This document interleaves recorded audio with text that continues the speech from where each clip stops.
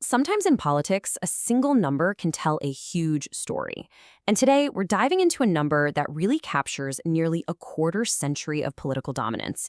And in a way, it's reshaping what it even means to be a leader in the 21st century. So let's look at it. 8,931. What do you think that is? It's not a budget number or some kind of vote count. No, it's a measure of something much, much bigger in the political world. Staying power. Okay, so 8,931. By March of 2026, that is the number of days Narendra Modi will have been in office. Now, this isn't just, a long career. This is a record-shattering run that makes him the longest-serving elected head of government in all of India's history. And get this, look at how close it is. He's set to pass the previous record holder, Pawan Kumar Chamling, by just a single day. So this isn't just about breaking a record. It's about setting a whole new benchmark for political longevity in India. So the big question is, how does somebody stay in power for nearly a quarter of a century? Well, it's a story that really plays out in two very distinct and very powerful parts. The whole journey kicks off way back in October 2001, when he becomes the Chief Minister of Gujarat, and he stays in that role for more than a decade. Then he makes the huge leap into national politics, becoming Prime Minister in 2014. It's when you add those two incredibly long stints together that you get to this 25-year milestone.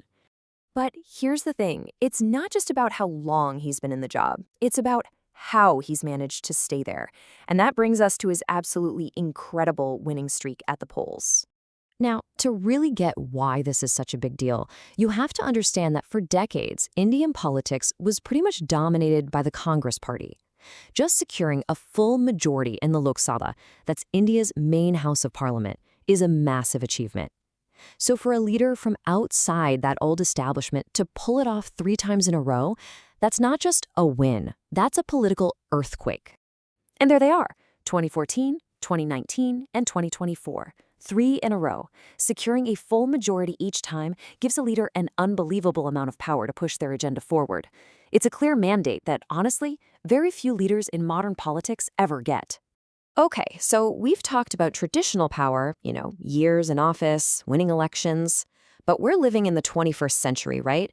And there's a whole other battlefield where political influence is fought for and won, the digital world. I mean, just think about it for a second. The power to speak directly to millions of people whenever you want without it being filtered through traditional news outlets, that is an absolute game changer in modern politics. And this is where the story gets even more interesting. Let's start with X, what we used to call Twitter. He has over 106 million followers. That's not just a big number. That is a direct line to a population larger than most countries on Earth. And it doesn't stop there. Pop over to Instagram and bam, he's crossed the 100 million follower mark. It just goes to show he can connect with a totally different audience on a completely different platform. And then, of course, there's YouTube. We're talking 30 million subscribers there who are all tuning in for his speeches and his longer, more in-depth content. So when you add all of that up, what do you see? You see one of the most powerful digital megaphones of any leader on the entire planet.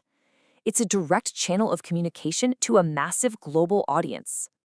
So what happens when you fuse that old-school political endurance with this brand-new, cutting-edge digital dominance? Well, you get a whole new breed of leader whose power is measured not just in years, but in clicks and likes and shares. So let's just recap the big 3 pillars here. A record-breaking tenure of 25 years, an unprecedented string of election victories, and a digital empire of hundreds of millions. When you put those together, they paint a really clear picture of what modern political power can look like. This combination, this fusion of old-school political staying power and new-age digital reach, it's a potent mix we're seeing all over the world. And it really leaves us with one huge question to think about. When a leader's time in office is measured in decades and their audience is measured in the hundreds of millions, how does that fundamentally change the very definition of political power itself?